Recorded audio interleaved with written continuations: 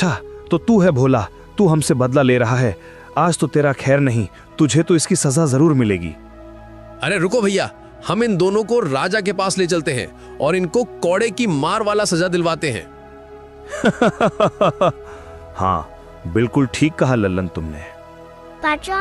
भोला और पद्मा को दोनों भाई रात भर कमरे में बांध कर रखते हैं। सुबह होते ही राजा के पास दोनों को लेकर पहुंच जाते हैं। राजा के पास जाकर दोनों भाई ने बताया कि भोला और उसकी पत्नी ने अपराध किया है। अच्छा तो ये बात है। देखो भीमा और लल्लन, मैंने तुम दोनों की बातें सुन ली है। तुम्हारा कहना है कि तुम्हारा छोटा भाई भोला तुम्हारा फसल को नुकसान कर दिया खेत के मेड़ को तोड़कर, और अब फल का नुकसान कर दिया पेड़ का जड़ को काटकर। कहो भोला, क्या ये सच है? तुमने ऐसा क्यों किया? महाराज, मैंने कुछ गलत नहीं किया है। खेतों की बंटवारा करते हुए मेरे दोनों भाइयों ने सभी खेत अपना नाम कर लिया और सिर्फ मेड़ मुझे दिया। अब मेरा मेड़ मेरा मर्जी, मैं तोड़ूं या रखूं महाराज, इसमें किसी को कोई आपत्ति नहीं होना चाहिए। और आम का पेड़ को तुमने जड़ सहित क्यों काट दिया? वो तो अपराध है। महाराज, जब बंटवारा हुआ था तब मेरे दोनों भाइयों ने आम से लदे हुए डाली ले गई और मुझे सिर्फ आम के पेड़ का जड़ को दिया। अब चूंकि महाराज जड़ मेरा है तो मैं काटूं या रखूं, ये मेरी मर्जी महाराज। इसमें किसी को हस्तक्षेप करने का कोई अधिकार नहीं है महाराज। चूंकि जड़ मेरा था तो मैंने इसे काट दिया। वैसे तुम्हारा भी कहना सही है। तुमने तो खूब बदला लिया है भोला। ईंट का जवाब पत्थर से। वाह भाई वाह, मान गए तुमको भोला। महाराज, आप तो भोला की तारीफ करने लगे, हमें न्याय चाहिए। मूर्ख, तुम दोनों ने अपने छोटे भाई के साथ अन्याय किया है और अभी न्याय की आस लेकर मेरे पास आए हो। इससे पहले कि मैं तुम्हें कोड़े लगवाऊं, तुम निकल जाओ यहाँ से।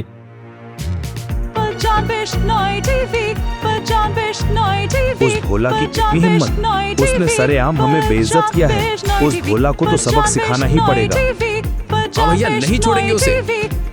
भोला और उसकी पत्नी रोज की तरह आज भी मुखिया के खेतों पर काम कर रहे थे। दोपहर के बाद जैसे ही दोनों खाना खाने बैठते हैं, तभी वो चिड़िया दोबारा उनके पास उड़कर आती है। अरे अरे, यह चिड़िया तो फिर से यहाँ आ गई। लगती है भूखी होगी बेचारी। चलो मैं इसे कुछ खाना खिला देती हूँ। देखो ये चिड़िया कितनी प्यारी है। अगर मेरा भी कोई संतान होता तो उसे भी मैं इसी तरह खाना खिलाती। पद्मा ने उस चिड़िया को खाना खिलाया। खाना खाने के बाद वहाँ एक चमत्कार हो गया। चिड़िया अचानक एक युवक के रूप में बदल गया। आप दोनों ने मुझे वापस इंसानी रूप में लाया है। आज के बाद आप दोनों मेरे माता पिता हो। अरे अरे, ये क्या? ये तो अभी एक चिड़िया थी, अब इंसान कैसे बन गया? कहीं तुम कोई बहरूपिया तो नहीं? चले जाओ यहाँ से। युवक को अचानक देख डरने लगे कि तभी वहाँ ऋषि चरणदास जी पहुँच जाते हैं। देखो भोला, तुम दोनों को डरने की कोई जरूरत नहीं है। ये युवक आज के बाद तुम्हारा है। तुम्हारा ही संतान की तरह तुम दोनों के संग रहेगा। क्या ये सच है बाबा? ये हमारा बेटा बनेगा? हाँ पद्मा, तुम हमेशा नाराज थी ना, आज के बाद तुम इसे अपना बेटा बना लेना। 20 वर्ष मैंने इस घड़ी का इंतजार किया है और आज वो समय आ गया है। 20 वर्ष? बाबा, क्या कोई रहस्य है? हाँ भूला, आज से 20 वर्ष पहले की बात है, जब मैं प्रातः स्नान के लिए नदी पर गया था। तभी नदी किनारे एक बच्चा रोते हुए मुझे मिला था। अरे, ये तो किसी का बच्चा है, नदी किनारे रो रहा है। अब मैं क्या करूं? इसे यहाँ अकेले छोड़ भी नहीं सकता। एक काम करता हूँ, इसे मैं अपने साथ आश्रम ले जाता हूँ। ऋषि चरणदास ने उस रोते हुए बच्चे को गोद में उठाकर अपने आश्रम ले आते हैं। हे ईश्वर, ये कैसी लीला है। मैं एक सन्यासी, इस बच्चे को देखभाल करना मेरी बस की बात नहीं। केवल एक माँ ही संतान का सही देखभाल कर सकती है, कोई दूसरा नहीं। ऋषि चरण जी बड़ी असमंजस में पड़ गए थे। वो दिन रात उस बच्चा के बारे में ही सोच रहे थे। समय गुजरता गया और वो छोटा सा बच्चा अब युवावस्था पर पहुंच गया। देखो बेटा माधव, मेरा भी अब उम्र होता जा रहा है। कब तक तुम मेरे साथ रहोगे? तुम्हें माँ बाप की आवश्यकता है जो तुम्हें अपना नाम देकर तुम्हारा ख्याल रख सके और तुम्हें एक परिवार का प्यार मिल सके। पर बाबा, इस मतलबी दुनिया में भला कौन मुझे अपनाएगा? यहाँ तो सगे भाई भी एक दूसरे के नहीं होते। मैं तो एक अनाथ हूँ ना। नहीं रे माधव, इस दुनिया में भले लोगों की कमी नहीं है, बुराई के बीच अच्छाई भी है, झूठ के अंधकार में सच की ज्योति भी है। आप कहना क्या चाहते हैं? मैं कुछ समझा नहीं।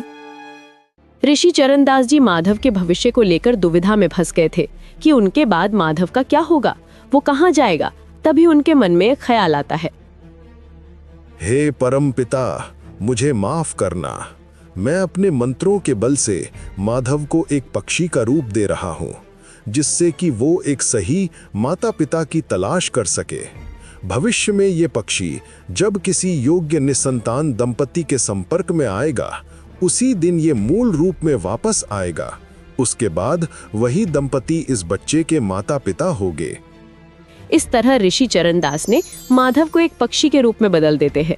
वो पक्षी दिन भर उड़कर घूमती, खाना खाती और वापस आश्रम पर आकर रात बिताती। इस तरह माधव का कोई माँ बाप नहीं था, इसलिए इसे मैंने एक पक्षी बनाकर उसे अपने लिए एक योग्य माता पिता की तलाश करने को कहा था, और वो तुम्हें तलाश लिया। आज उसके लिए माँ बाप मिल गया है, इसलिए उसे अब पक्षी बनने की जरूरत नहीं है। भोला और पद्मा, आज के बाद ये तुम्हारा बेटा हुआ।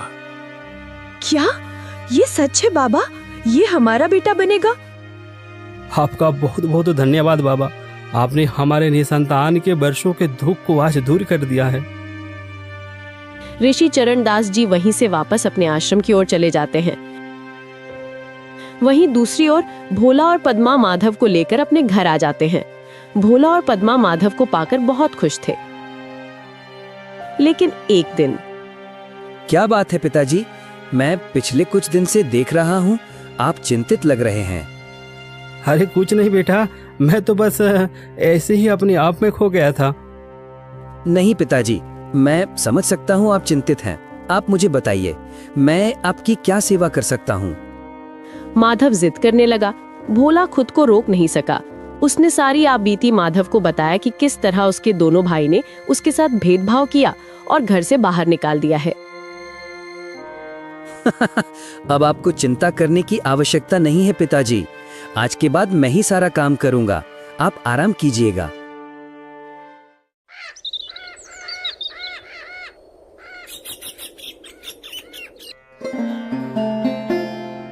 पिताजी, मैं जरा अपने चाचाओं से मिलकर आता हूँ। तब तक आप अपना ख्याल रखिएगा। नहीं बेटा नहीं, वहां मत जाओ, वो लोग अच्छे नहीं हैं। पिताजी, अब आप देखते जाइए आपका ये माधव अब कैसे अपने चाचाओं को चक्की पिसवाता है। पिता के मना करने के बाद भी माधव अपने साथ एक कुल्हाड़ी लेकर भीमा के घर पहुंच जाता है। अरे वो कौन हो तुम और यहाँ क्या लेने आए हो? चाचा जी नमस्ते। आपने मुझे पहचाना नहीं? मेरा नाम माधव है। मेरे पिताजी भोला ने मुझे आपके पास भेजा है। क्या भोला का बेटा? रातों रात भोला का बेटा कहाँ से टपक गया? अरे पागल, ये क्या मजाक है? भोला के पास तो कोई संतान नहीं है। तुम जरूर कोई चालबाज हो। ललन, मुझे लगता है ये भोला का कोई नया चाल है। हमें सावधानी से काम करना होगा। अच्छा चलो, अच्छा ठीक है, बताओ तुम यहाँ क्या करने आए हो? जाओ अपने बाप के पास।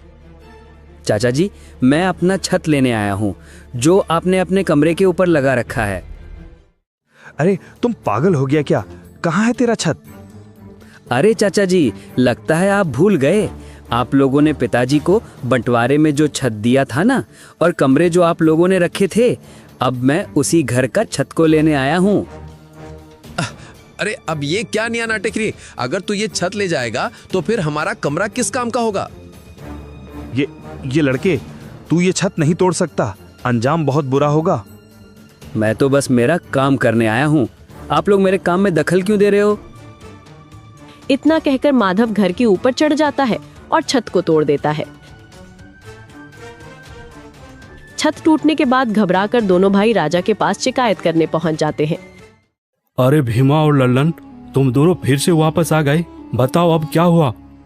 महाराज, एक जरूरी खबर हमें आपको बतानी है।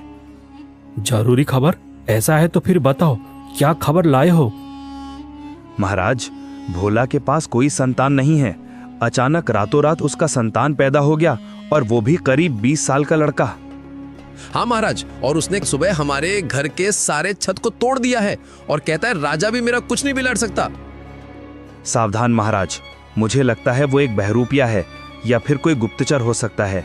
महाराज, अगर आपने समय रहते उसे गिरफ्तार नहीं किया तो हमारे राज्य और आपकी सिंहासन के लिए खतरा है। अच्छा, तो ये बात है। सैनिकों, जाओ उस भोला और उसके उस आकस्मिक लड़के को लेकर तुरंत राज दरबार पर हाजिर करो। कुछ देर के बाद सैनिकों ने भोला और माधव को पकड़कर राज दरबार पर हाजिर करते हैं। सुनो भोला, क्या ये तुम्हारा संतान है? हाँ महाराज, यह मेरा ही लड़का है। इसका नाम माधव है। माधव, तुमने इनके घर की छत को क्यों तोड़ दिया? और तुमने कहा कि राजा भी मेरा कुछ नहीं बिगाड़ सकते। तुम्हारी इतनी बड़ी हिम्मत कैसे हुई? महाराज, मैंने कुछ गलत नहीं किया और मैंने कुछ गलत नहीं कहा। सुनिए महाराज, बंटवारे में मेरे दोनों चाचा ने घर और कमरा खुद ले लिया और केवल छत मेरे पिता भोला को दिया। अब मैं अपने पिता के हिस्से का सामान को तोड़ूं या रखूं, ये तो मेरा हक है। इसमें गलती कहाँ है महाराज?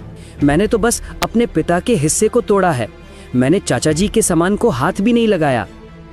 अरे भीमा, क्या तुमने बंटवारे में भोला को छत दिया था?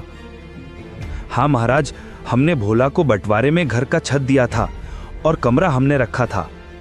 अरे ये कैसा बंटवारा है? फिर तो ये सही है, इसमें भोला और माधव का कोई दोष नहीं है। ये गलत है महाराज। अब बिना छत के हम कैसे रहेंगे? तुम अपने आप को बड़ा चालाक समझते हो भीमा। यह बात तुम्हें पहले ही सोच लेना चाहिए था। अब तुम्हारी करनी का फल तुम्हें ही भुगतना होगा। नहीं नहीं महाराज, ये झूठ बोल रहा है। ये भोला का बेटा नहीं है, ये एक गुप्तचर है। मैं गुप्तचर हूँ? इसका क्या आपके पास कोई प्रमाण है? बताओ भीमा, इसके गुप्तचर होने का तुम्हारे पास कोई प्रमाण है? तो फिर तुम इस पर आरोप क्यों लगा रहे हो?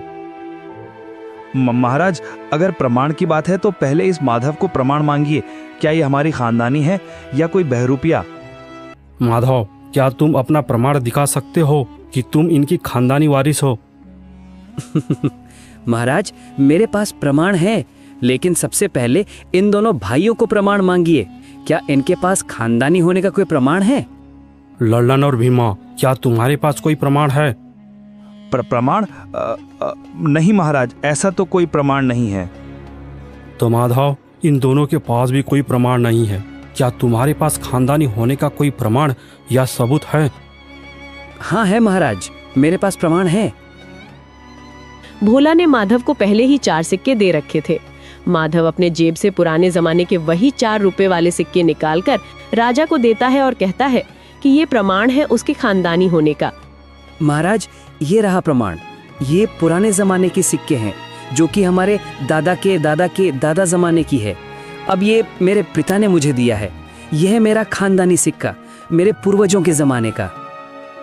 राजा उन सिक्कों को अपने हाथ में रखकर ध्यान से देखकर कहता है, अरे हाँ, ये तो सैकड़ों साल पुराना सिक्का है। उस समय तो मेरे पिताजी भी राजा नहीं थे, बल्कि मेरी भी दादा के जमाने के उसी समय का यह सिक्का है। इसकी बनावट और इसके धातु बिल्कुल अलग है। आज के जमाने में यह सिक्का करोड़ों रुपए का है। इसका मतलब यह साबित हो जाता है कि तुम ही असली खानदानी हो। अरे बेवकूफ, ये हमने क्या कर दिया? जिस सिक्का को हम खोटा समझ रहे थे, देखो आज वो सिक्का ने साबित कर दिया कि वो खानदानी है। हाँ भैया, और राजा बता रहे हैं कि वो अनमोल हैं, करोड़ों रुपयों के हैं। ये हमसे बहुत बड़ी गलती हो गई। अरे तुम दोनों आपस में क्या फुसफुसा रहे हो? नहीं नहीं महाराज, हम तो बस ऐसे ही आपस में बात कर रहे थे। यह माधव भोला का ही बेटा है, वह खानदानी है, जबकि तुम्हारे पास कोई प्रमाण नहीं है। और उसने छत इसलिए तोड़ा क्योंकि तुम लोगों ने भोला को बंटवारे में छत देकर ठग दिया था। क्योंकि वह उनका छत है, चाहे वह तोड़े या रखे, उस पर हम उंगली नहीं कर सकते। और सुनो भीमा और लल्लन, तुम दोनों ने मेरा और इस राज दरबार का समय खराब किया है। तुम दोनों ने अपने छोटे भाई के ऊपर अन्याय किया है। तुम दोनों को सजा तो मिलकर ही रहेगी। हमें माफ कर दीजिए महाराज, आज के बाद हम दोबारा ऐसा गलती नहीं करेंगे। माफी नहीं, गलती की सजा मिलती है। सुनो मंत्री, मैं ये आदेश देता हूँ कि भीमा, ललन और भोला के खेतों का बराबर बराबर बंटवारा होगा, साथ ही घर भी बराबर हिस्से में बांटी जाएगी। इसके अलावा भोला ने जो संघर्ष किया है और उसने जो कड़ी मेहनत करके जिंदगी गुजारी है, उसके इस धैर्य और साहस को हम प्रणाम करते हैं और हम ये आदेश देते हैं कि भोला और माधव को हमारे राजघराने की ओर से 5 एकड़ जमीन उपहार में दिया जाए, जिससे कि वह अपनी खेती बाड़ी करके आगे बढ़ सके। साथ ही इन दोनों दुष्ट भाइयों को कारावास में बंद किया जाए। इन दोनों की यही सजा है। जी महाराज, आपकी जैसी आज्ञा। और सुनो मंत्री जी, हमारे इस राज्य में एक होनहार सलाहकार की आवश्यकता थी, जो बल और बुद्धि से निपुण हो, पर उस तरह की योग्य पुरुष हमें आज तक नहीं मिल रहा था। लेकिन भोला के पुत्र माधव के पास वह योग्यता है, इसलिए आज के बाद हम इस राज्य का मुख्य सलाहकार माधव को बनाने की घोषणा करते हैं। इस तरह देखते ही देखते भोला की जिंदगी में एक बड़ा बदलाव हुआ। चारों दिशा से खुशियां ही खुशियां मिल रही थी। पिता की संपत्ति का समान अधिकार मिला, राजघराने से 5 एकड़ जमीन उपहार में मिला और बेटे माधव को राजघराने में मुख्य सलाहकार का पद प्राप्त हुआ। देखा भाग्यवान, तुम हमेशा किस्मत को दोषी बना रही थी ना। देखो आज क्या हुआ, हमारे पास जमीन नहीं था, हमें जमीन मिल गया, वह भी पूरे 5 एकड़।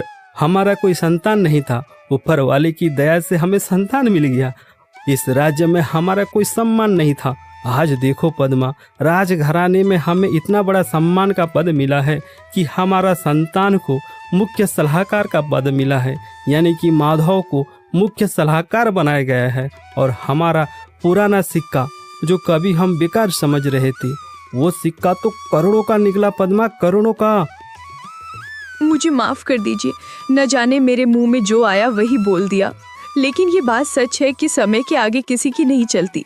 समय राजा को रंग तो रंग को राजा बना देती है, इसीलिए हमेशा समय के साथ चलना चाहिए।